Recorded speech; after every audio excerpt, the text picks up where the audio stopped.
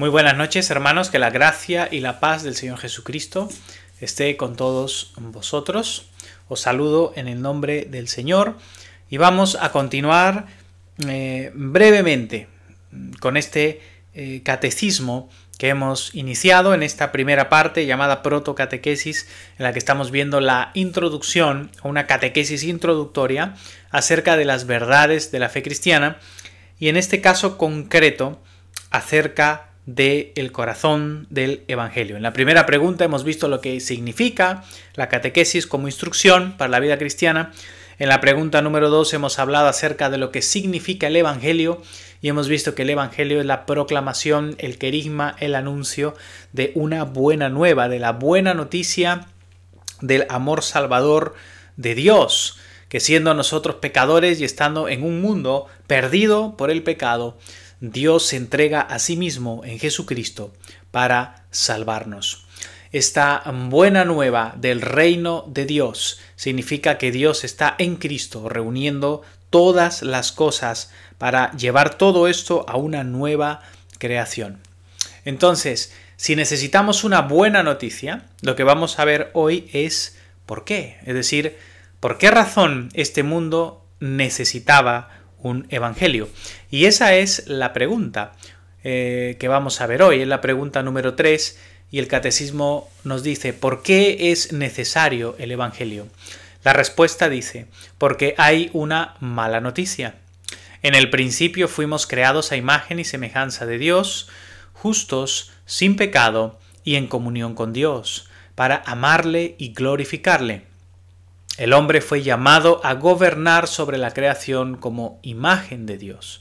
Pero por el engaño e instigación de Satanás, nuestros primeros padres, Adán y Eva, se rebelaron voluntariamente, desobedecieron y quedamos separados de Dios, expulsados de su presencia, y desde ese terrible momento entró la muerte, la corrupción y el pecado en toda la creación, quedando bajo la maldición y el juicio de Dios, bajo el dominio de las tinieblas, siendo Satanás el príncipe de este mundo caído.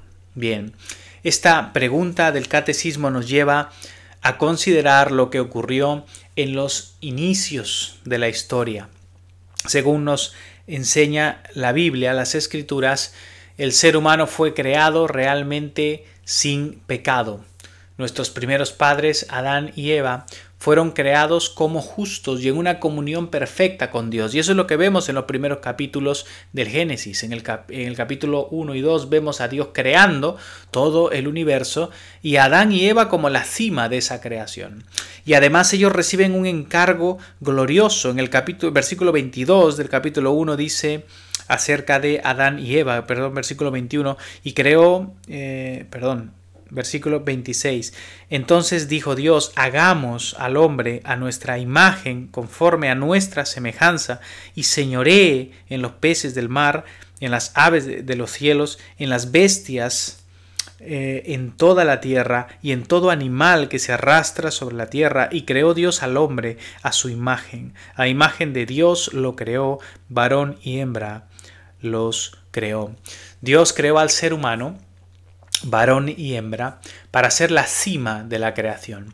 En Adán recaía este reino, este señorío sobre toda la creación, es decir, la imagen y semejanza de Dios está en el hombre para que el hombre sea un representante de Dios, para que manifieste ese reino. Ese fue el propósito original de Dios en su creación.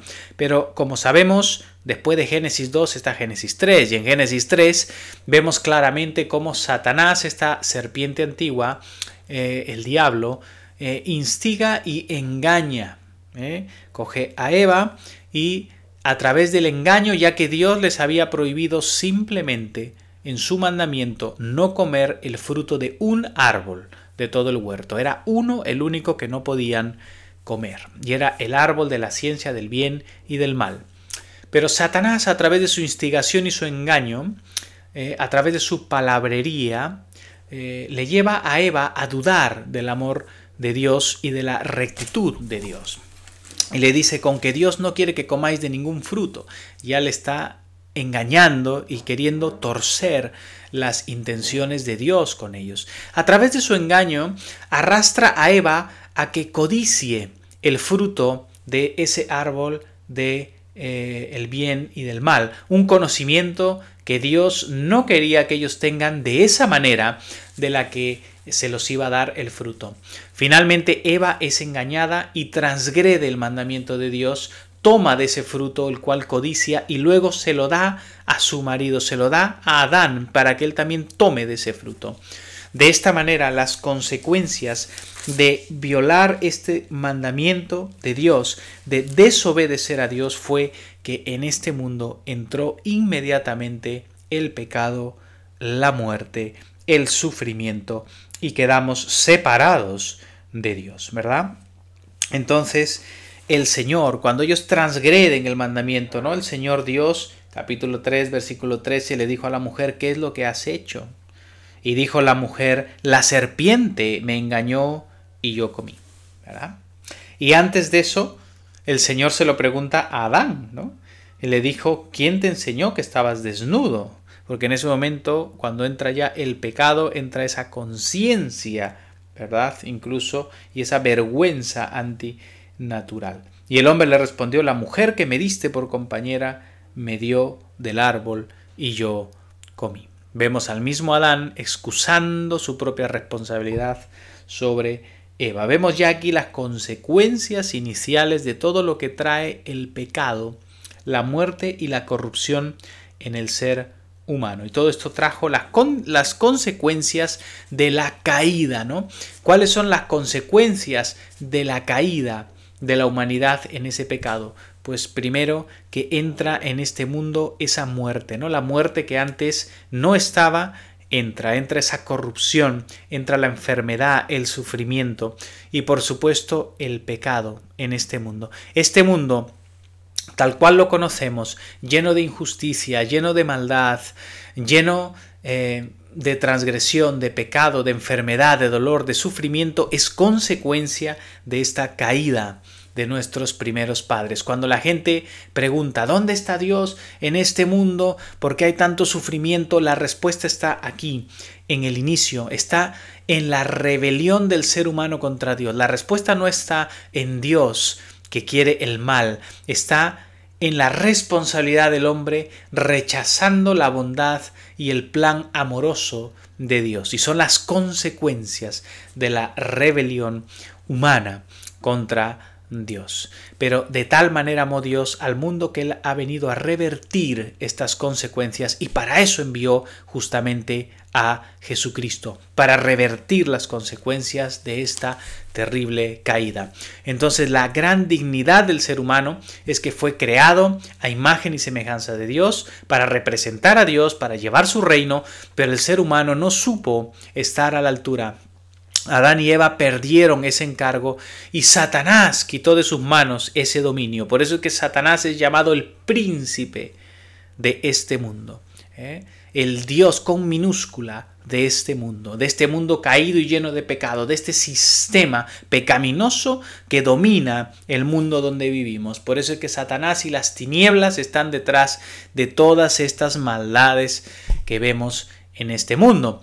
Pero Cristo, repito, ha venido para destruir el imperio de la muerte, el imperio de Satanás, y lo ha vencido en la cruz. Pero quiero que comprendamos el motivo por el cual es el evangelio necesario, y es este: es el problema, el grave problema de la caída, del pecado, de cómo este mundo está desviado y corrompido por el pecado. La muerte, el sufrimiento, la injusticia, la maldad han entrado y dominado este mundo, no solamente al ser humano, sino también toda la creación. San Pablo nos dice en Romanos capítulo 8 que la creación misma ha sido sujeta a vanidad, ha sido sujeta al vacío, al pecado, por aquel que la sujetó, es decir, por este mismo Adán y su transgresión, toda la creación. Por eso es que este mundo lo vemos lleno de catástrofes, de cataclismos, vemos que en los mismos animales se manifiesta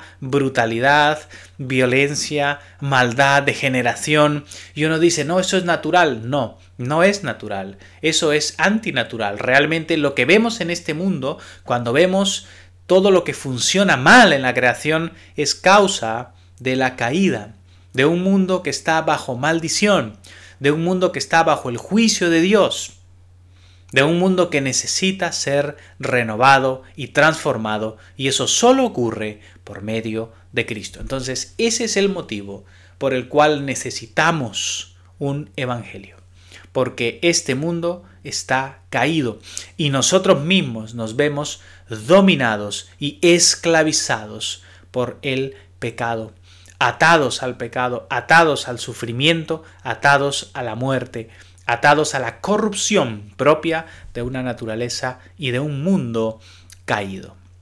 Bien, esa es la segunda pregunta. Vamos a ver la tercera, que está muy relacionada. La tercera pregunta nos dice, ¿qué es el pecado? ¿Qué es el pecado? Bien, si en la pregunta anterior hemos considerado por qué razón necesitamos un evangelio y hemos visto que necesitamos el evangelio porque este mundo está caído y es un mundo en el que entró el pecado y la muerte, necesitamos comprender qué es el pecado. El catecismo responde, el pecado es la transgresión o desobediencia a la santa ley de Dios, la rebeldía ante sus santos mandamientos. Cada vez que el hombre desobedece la santa voluntad de Dios por pensamiento, palabra, obra o negligencia, comete pecado. El pecado trae la muerte, nos separa de Dios, nos separa del prójimo, nos separa de la creación y de nosotros mismos. Nos hace culpables, perdidos y nos esclaviza, llevándonos por el camino de la muerte. Bien, esta es la primera parte de la respuesta, luego voy a leer la segunda, porque cuando hablamos del pecado vamos a diferenciar dos aspectos. Un aspecto del pecado o una de las definiciones del pecado está ligado a la transgresión, es decir, San Juan dice que el pecado es la transgresión de la ley, es decir, cuando nosotros violamos los mandamientos de Dios que Él nos ha revelado, así como Adán y Eva desobedecieron directamente el mandato de Dios, cuando el Señor le entrega la ley moral a Moisés, los 10 mandamientos que nosotros conocemos, cada vez que transgredimos la voluntad de Dios, cada vez que transgredimos los mandatos de Dios, estamos violando su ley. Estamos en esa transgresión pecando. La palabra pecado tiene también el significado de errar el blanco, ¿no? Y era un término, amartía, en griego, que se utilizaba para cuando un arquero tiraba una flecha y no daba en el blanco. En ese sentido, el pecado nos dice que nosotros fallamos porque no cumplimos con la voluntad de Dios. Nos quedamos cortos, nos quedamos insuficientes cuando nosotros intentamos hacer lo que es correcto, o simplemente porque no buscamos hacer lo correcto. Y es en ese sentido que el pecado es absolutamente universal. No hay nadie en este mundo, en esta creación, que no peque. Ese es el problema de estar en un mundo caído y de tener una misma naturaleza caída por el pecado. El ser humano peca. El ser humano peca porque es un pecador, porque tiene una naturaleza que está caída por el pecado. Y esa es la segunda parte de lo que significa pecado. Voy a leer lo que sigue de esa definición en la pregunta. Nos dice, después de la caída de Adán y Eva, todos hemos nacido pecadores, es decir, con una naturaleza corrupta, pecaminosa, rota de la comunión con Dios y profundamente inclinada al mal y al pecado, a la rebeldía contra Dios. A esto le llamamos concupiscencia, ¿no? Es decir, el ser humano, después de la caída de Adán, ha heredado como un virus de padres a hijos, hemos heredado una condición caída, hemos nacido con una naturaleza que no es favorable a Dios, que no ama enteramente a Dios como debería. Es una naturaleza que está profundamente inclinada hacia el mal. Es una naturaleza que es propensa a rebelarse contra Dios, a alejarse de Dios. Está inclinada hacia el amor propio, hacia sí mismo, pero no hacia amar a Dios y amar al prójimo. Es esta naturaleza enferma, profundamente dañada, con la que el ser humano, desde Adán y Eva, nace de fábrica. Todos hemos nacido con esta condición y con una relación ya rota, separados de Dios. Por eso San Pablo dice en la Epístola a los Efesios que estábamos muertos en nuestros delitos y pecados. Es decir, el ser humano nace en una condición por la que espiritualmente está separado de Dios, muerto espiritualmente y necesita vida, necesita la vida que solo Cristo le puede dar. Por eso necesitamos ser unidos a la muerte de Cristo para morir a esa vieja naturaleza y ser resucitados juntamente con Él para recibir esa vida nueva. Y esto es lo que el Señor dice que recibimos por Cristo cuando creemos en Él y vamos al bautismo con Él y morimos y resucitamos con Él. Entonces, el pecado tiene estos dos aspectos. Hay un aspecto que es la transgresión, es decir, que nosotros violamos, transgredimos directamente la ley de Dios cuando desobedecemos, y eso nos hace culpables delante de Dios. Al transgredir la ley de Dios, nosotros estamos como ante un juez, siendo juzgados y siendo hallados culpables y merecedores del juicio y del castigo. Porque si hemos violado la ley de Dios, nosotros merecemos el castigo de Dios. Ese es un aspecto del pecado, nos hace culpables y rompe nuestra relación, nuestra amistad, nuestra comunión con Dios y nos pone bajo el juicio de Dios. Y el segundo aspecto es que el pecado también es y apunta a nuestra naturaleza. Ya no a que somos culpables delante de un juicio, sino que nuestro propio corazón y nuestra naturaleza está profundamente dañada por el pecado. Entonces, el pecado es también un problema en nuestro corazón, en nuestra naturaleza corrupta, con esa concupiscencia, con esa desviación, es decir, necesitamos ser sanados.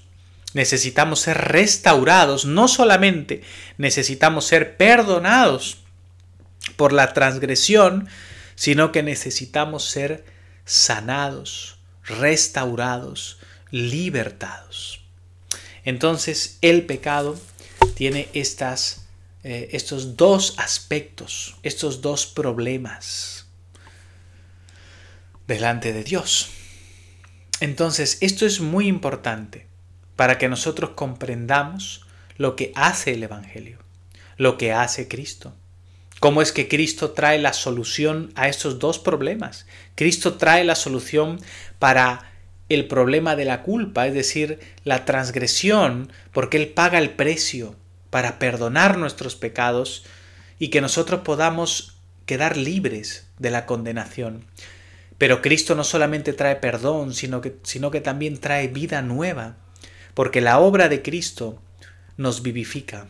La obra de Cristo transforma nuestros corazones para darnos un nuevo corazón, una nueva naturaleza, para que podamos nacer de nuevo y poder experimentar esa vida divina y esa verdadera reconciliación y transformación que nos lleva a Dios. Entonces, concluyendo, solamente en estas dos preguntas vemos la necesidad del Evangelio, por qué es necesario, y ahora vemos que es necesario para todos nosotros que oímos, y por qué necesitamos responder a este Evangelio, y lo que el pecado ha hecho en esta creación, y la ha sumergido en todo el mal que vemos, pero lo que el pecado ha hecho y hace en nuestras vidas, separándonos de Dios, condenándonos, haciéndonos culpables y también enfermando profundamente nuestra alma.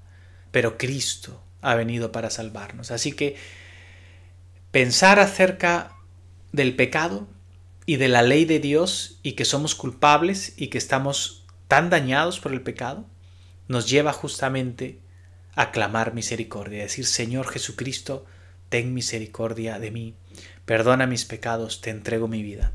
Espero que el Señor te bendiga y medites en estas preguntas que hemos visto hoy. Que la gracia y la paz del Señor estén contigo. Amén.